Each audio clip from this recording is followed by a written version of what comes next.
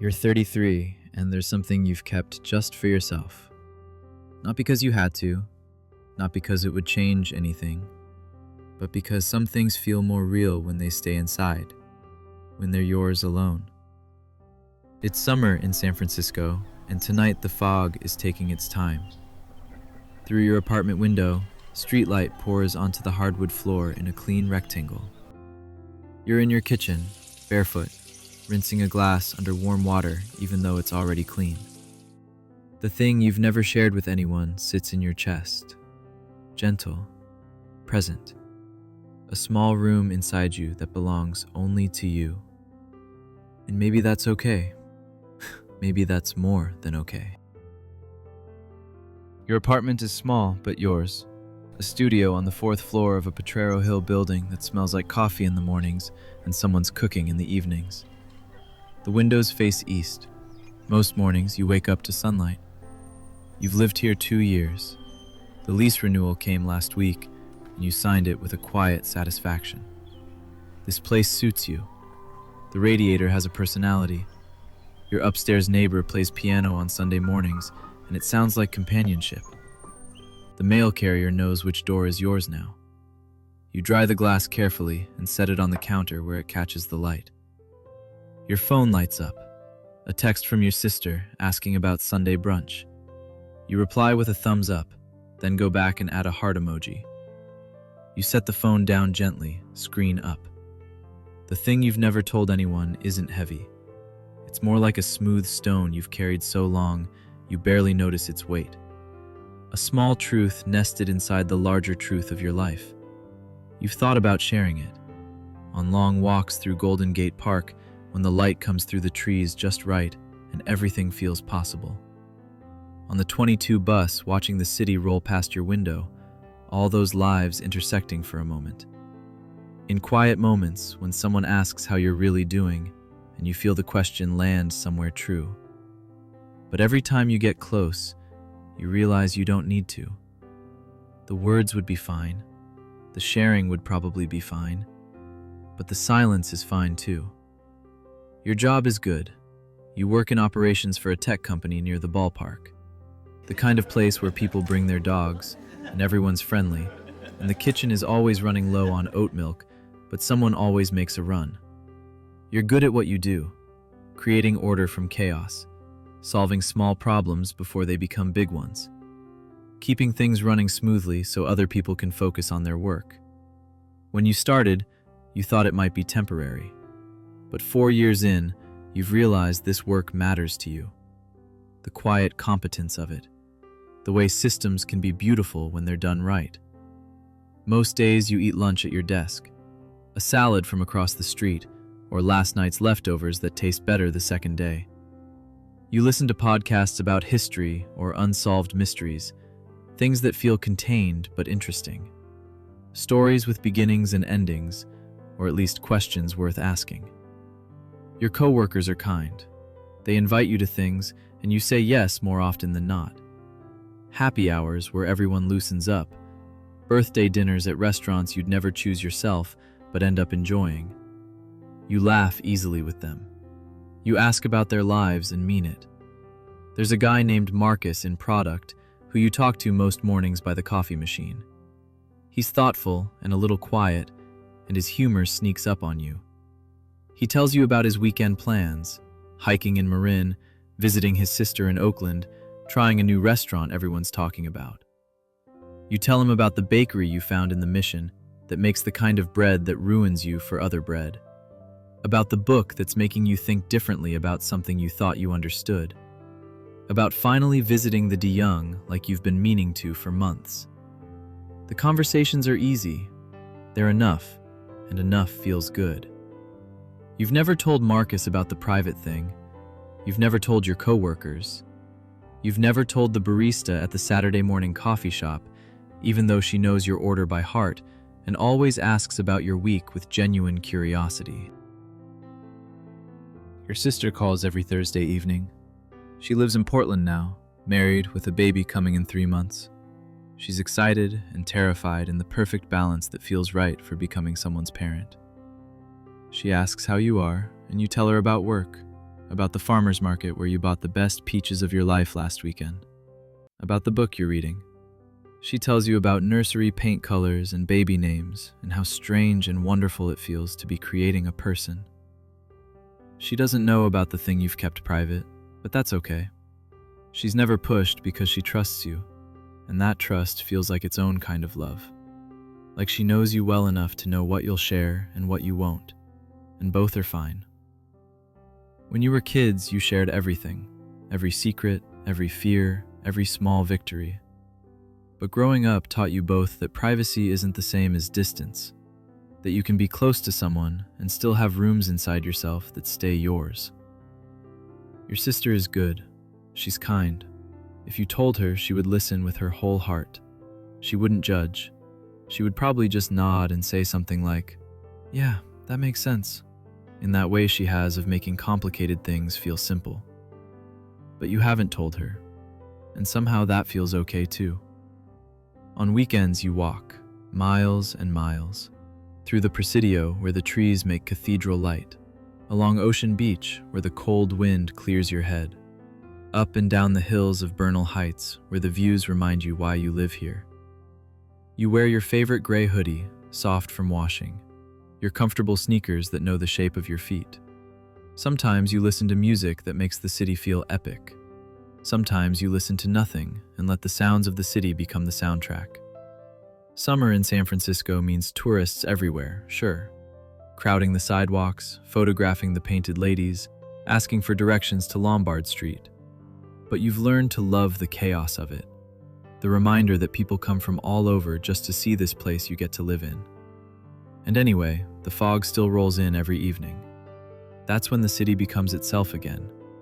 When the cold surprise of it softens everything and reminds you that San Francisco holds something back, always. That's part of what you love about it. You have friends, not a huge circle, but real ones. People from college you see a few times a year, and the conversations pick up right where they left off. A former roommate who sends you the perfect memes at the perfect times. A neighbor downstairs who waters your plants when you're away and leaves little notes about how they're doing that make you smile. None of them know the thing you've kept private. Not because you're hiding it from them, but because it lives in a space that doesn't need translation. It's complete as it is. When you were younger, you thought being an adult would mean having everything figured out, knowing yourself completely, having answers for the big questions. But at 33, you've learned that maybe the point isn't to explain everything about yourself to everyone. Maybe some things are allowed to just exist without needing to be understood by anyone else. You think about this on your walks, about the difference between secrets and privacy, about how you can be honest and still keep things for yourself, about how the rooms inside you that stay closed aren't locked. They're just rooms that don't need visitors. The thing you've never told anyone doesn't make you incomplete. It doesn't make you less honest or less close to the people you love. It's just part of the architecture of who you are, and you're learning to be okay with that. More than okay. You sleep on your side, facing the window. Some nights the fog presses close against the glass, and it feels like the city is keeping you company. You think about your sister's baby, who will be born in 3 months and change everything.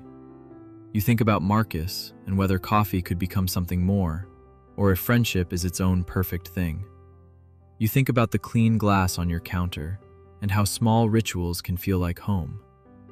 You think about the thing you've never spoken aloud, and you realize it doesn't make you lonely.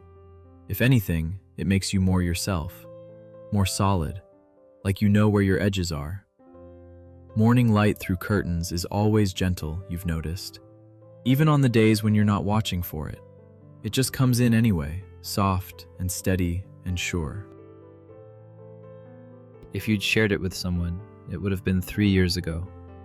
You were 30, still relatively new to San Francisco, still learning the rhythms of the place. Which streets got the best afternoon light, which cafes felt like home, which bus lines ran late enough to be useful. You were still trying to figure out if this city was really home or just a place you happened to live. You met someone at a work event, a woman named Jen who worked in marketing for a nonprofit downtown. She was funny in an unexpected way and direct in a refreshing way. And she asked questions like she actually wanted to hear the answers, not just fill the space. You got drinks. The conversation was easy, so you got dinner. Then more drinks because neither of you wanted the night to end. She told you about her work, about trying to make a difference in a city where the problems felt bigger every year and the solutions harder to see. About her ex, who'd moved to Los Angeles, and they'd tried long distance, but it hadn't worked, and now they were friends in that careful way where you're both being very adult about it. About her family in Sacramento, who she visited every other weekend, because that's just what you do. You told her about your job, about moving here from the East Coast and how different it was, how much lighter the air felt. About your sister in Portland and how you were going to be an aunt soon. About trying to find your footing in a city where everyone seemed to already know exactly who they were and what they were doing. You almost told her the thing. The words were right there, warm and ready to be said. The bar was perfect for it, crowded enough to feel anonymous, but quiet enough to hear each other. The jukebox was broken, so someone had put on a playlist of old soul music that felt like exactly the right soundtrack. The lighting was that perfect dim where people's faces go soft. Jen's eyes were kind. Her attention was real. You opened your mouth to say it, but then she circled back to her ex, about how the hardest part had been the feeling that she never really knew what her ex was thinking, that there was always something being held back. "I just need people to be straight with me, you know?" she said. "I can handle anything except not knowing what's actually going on." And something in you heard that and thought, but what if some things aren't about being straight or not straight? What if some things just are, without needing to be explained? So you didn't tell her. You made a joke about the broken jukebox instead. You ordered another round. You let the moment pass. You saw Jen a few more times after that. Coffee on a Saturday morning. A movie you both wanted to see. Texts back and forth about random things that made you think of each other. But the door had closed. The moment had passed. And after a few weeks, the texts got further apart until they stopped. Neither of you pushed it. Sometimes things just run their course. But if you'd told her, if you'd said the thing that night over drinks at the bar in Valencia with the broken jukebox and the soul music, everything would have unfolded differently. That version of you would have woken up the next morning feeling seen. Not lighter exactly, but more. Like the thing had room to breathe outside your own chest. Like it was real in a different way because someone else knew it was real. Jen would have listened the way you knew she would. She would have asked gentle questions, but not too many. She would have understood instinctively that some truths don't need fixing or solving. They just need space and witnessing. "Okay," she would have said. Just that. And somehow it would have been perfect. You would have kept seeing each other. Not in a rush, but steadily. Coffee on Saturday mornings that started stretching into whole afternoons. Long walks through the Panhandle where the conversations went deep and easy at the same time. Evenings at her place in the outer sunset, cooking together and watching films that made you both want to talk afterwards. She would have introduced you to her friends gradually. A group that met for trivia on Tuesdays and always needed one more person. People who went camping in Big Sur twice a year and made room for you around the fire without making it weird that you were new. You would have fit there. They would have made space for you the way good people do. The thing you'd told Jen wouldn't have become the center of anything. It wouldn't have defined you or your relationship. It would have just been there in the background, a piece of foundation you'd laid together that first night. A shared understanding that meant you didn't have to explain certain things. She just knew. You would have learned what it felt like to be fully known, not just known in the surface way that most people know each other, but known in the way that includes the contradiction and the complexity and the rooms inside you that don't have easy names. After a year, you would have moved in together. You'd have found a one-bedroom in the inner Richmond, close enough to the park that you could walk there on weekend mornings. big windows that caught morning light through curtains, hardwood floors that creaked in a friendly way, a kitchen where you could both cook without bumping into each other. The rent would have stretched you both a little, but splitting it would have made it work. You would have gotten excited about furniture together, finding a couch on Craigslist that looked better than you expected, a kitchen table from a thrift store in the Haight that had character, plants that Jen promised she could keep alive this time, and you would have pretended to believe her. You would have learned her patterns, and she would have learned yours.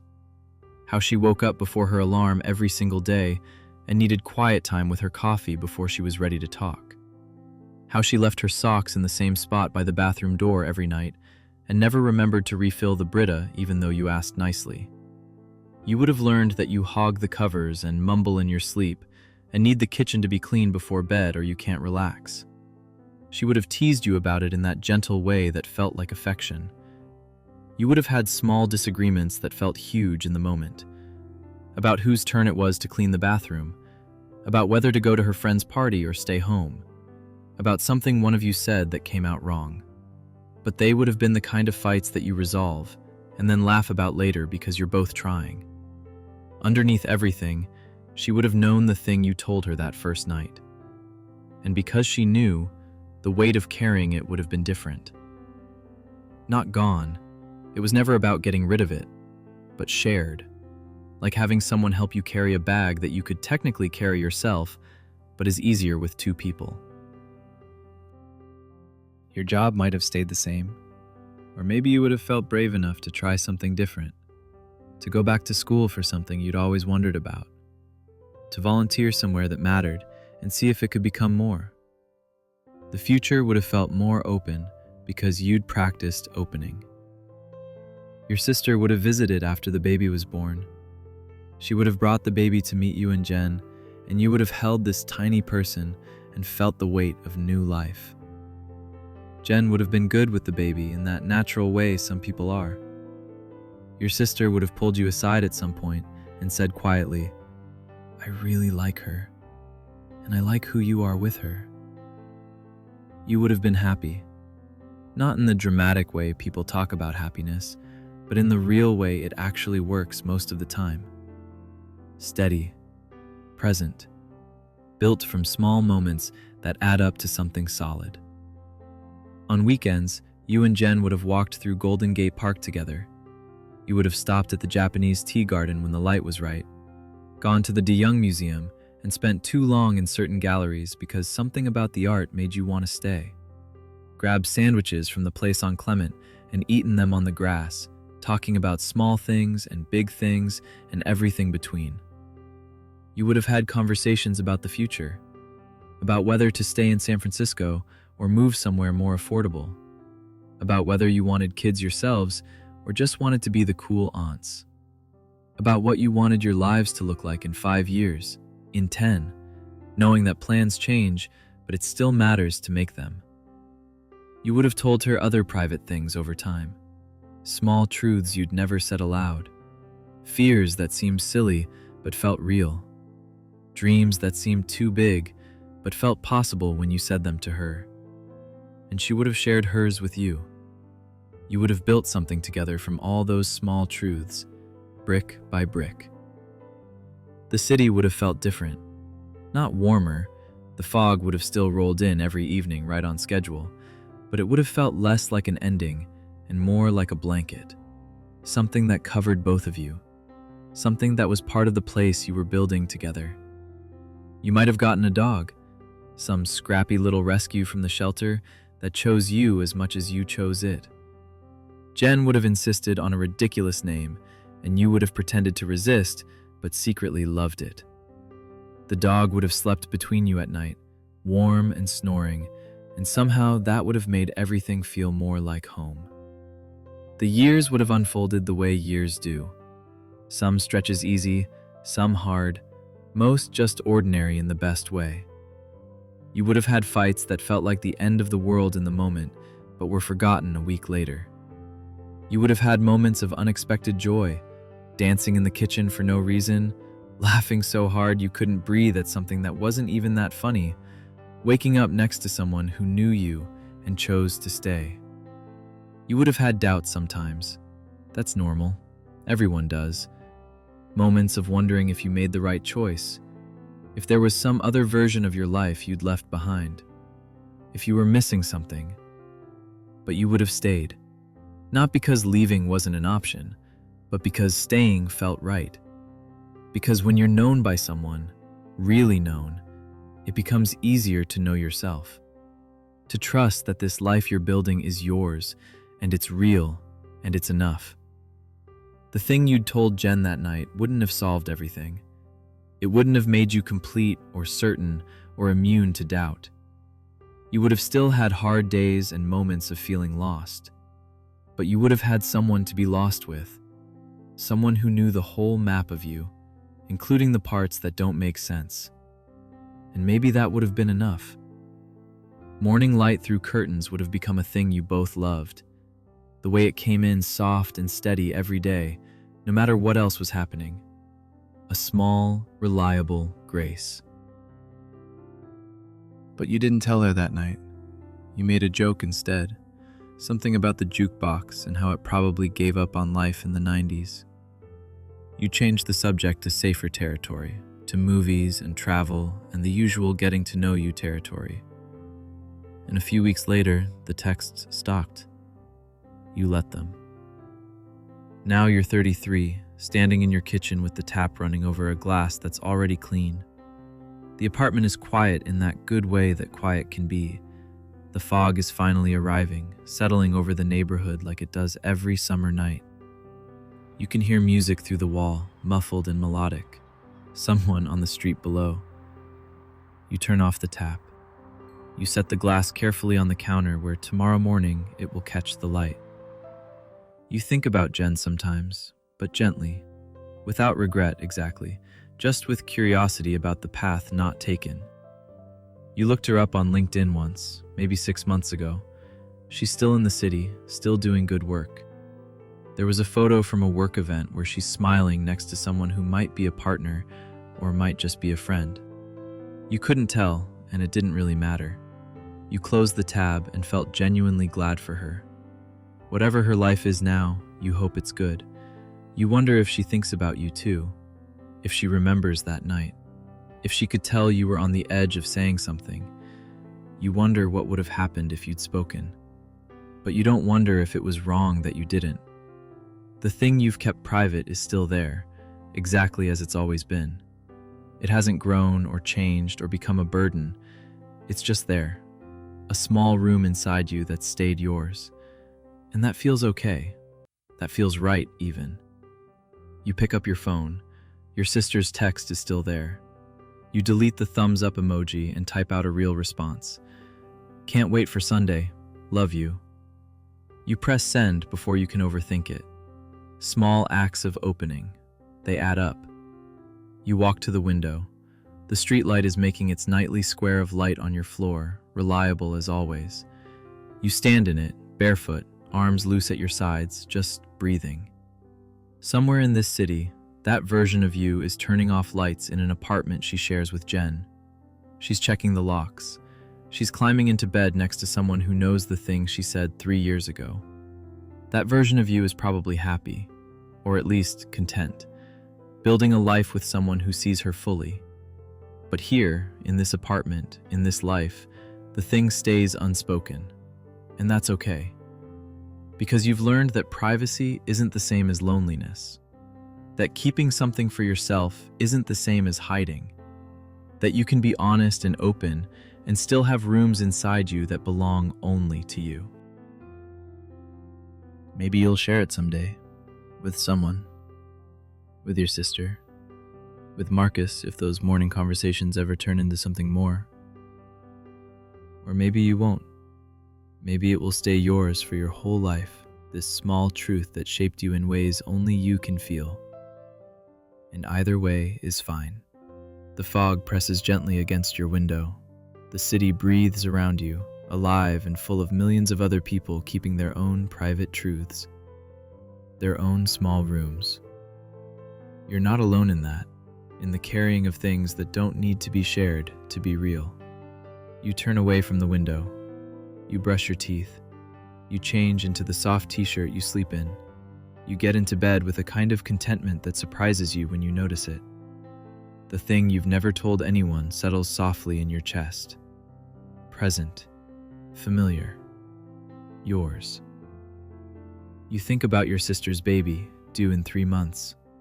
About what kind of aunt you'll be. You think you'll be good at it. Patient and fun, and the person who teaches her the things that matter but aren't on any curriculum. You think about Marcus and Monday morning, and whether you should suggest getting coffee for real this time. Not at work, somewhere else. Just to see what it might be like to know him outside the boundaries of the office. You think briefly about Jen, about that version of your life where you said the words and everything changed. You hold it for a moment without judgment, just acknowledgement. That was a path. This is a path. Both are real. But mostly you think about nothing in particular. Just let your mind drift in that gentle space between waking and sleeping, where thoughts lose their sharp edges and become softer, more fluid. Your phone sits on the nightstand, screen up, the message to your sister sent. A small opening. There will be others. The streetlight stays on like it does every night. The fog settles in. The city continues its breathing. You close your eyes. Tomorrow you'll wake up to morning light through curtains. You'll make coffee in your small kitchen. You'll walk to work through streets you've learned to love. You'll talk to Marcus by the coffee machine, and maybe this time you'll say something braver. You'll text your sister back when she responds. You'll walk through the city in the evening and feel the fog on your skin. You'll carry the thing you've never told anyone. And it will be okay. It will be more than okay. Because you're learning that you don't have to explain yourself to belong in your own life. That some truths are allowed to stay private, and that doesn't make them less true. That you can be fully yourself, even with rooms inside you that stay closed. The thing sits in your chest, gentle and familiar, a truth that belongs to you. The room goes quiet around you. Your breathing slows and deepens. Outside, the city hums its nighttime song. Inside, you're warm and safe and exactly where you need to be. Tomorrow morning, light will come through the curtains, soft and steady and sure. It always does.